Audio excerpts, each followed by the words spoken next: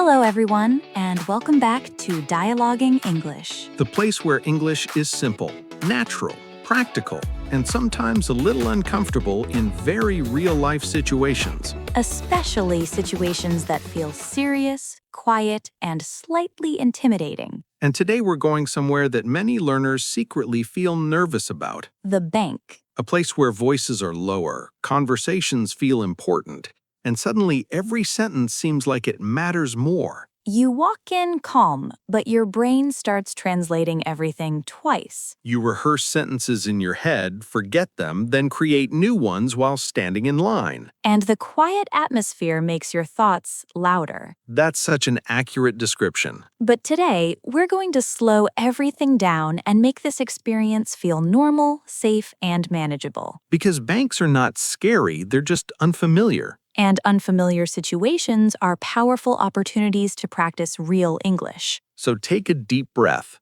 Imagine the soft sound of footsteps on the bank floor, the quiet conversations, the gentle beeping of machines.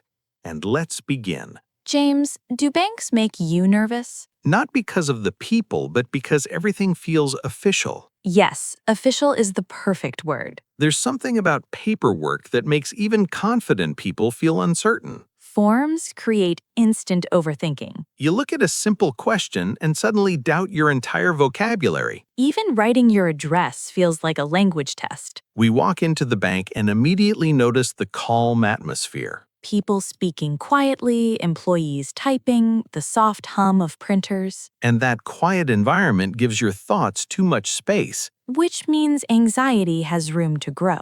But we remind ourselves we don't need perfect English, only clear communication. That reminder already makes my shoulders relax. We walk toward the reception desk. Hello, how can I help you today? A simple question, but your brain still pauses for a second. Hi, I'd like to open a bank account. Calm, direct, and completely natural. The employee smiles, which immediately changes the emotional tone. A friendly face reduces language anxiety instantly. May I see your ID, please? Formal, but easy to understand. I hand over my ID and feel a small wave of relief. Because the conversation has started, and starting is always the hardest part. The employee asks what type of account I need. Checking or savings? That question used to confuse me. Same here. A checking account is for everyday use. A savings account is for long-term saving. I think I'll start with a checking account. That feels practical and less complicated. The employee nods and begins explaining the process slowly. And slow speech feels like emotional support.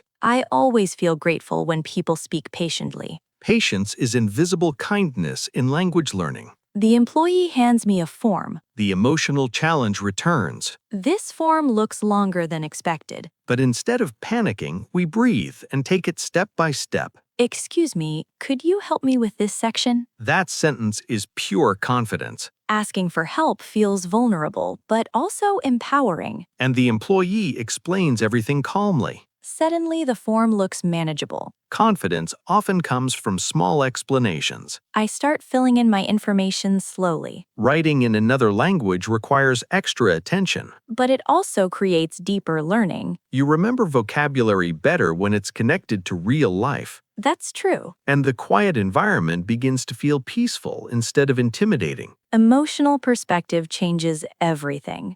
Let's imagine a different situation now. Something unexpected. Because real life always includes surprises. You try to use your card and it doesn't work. That creates immediate anxiety. Your heart beats faster even if the problem is small. Excuse me, my card isn't working. Clear, calm, and realistic. The employee asks gentle questions. When did the problem start? Yesterday, my payment was declined. The word declined feels dramatic. Even when the reason is simple. The employee checks the account. And reassures you. Everything looks fine. Your card may be temporarily blocked. That explanation instantly reduces emotional tension. Understanding replaces fear. Can you unblock it? Direct and polite. The employee types for a few seconds. Those few seconds feel longer than they are. Waiting always amplifies emotions. And then the employee smiles. It's fixed. Relief arrives quietly. Small problems feel huge until someone explains them. That's also true when learning English.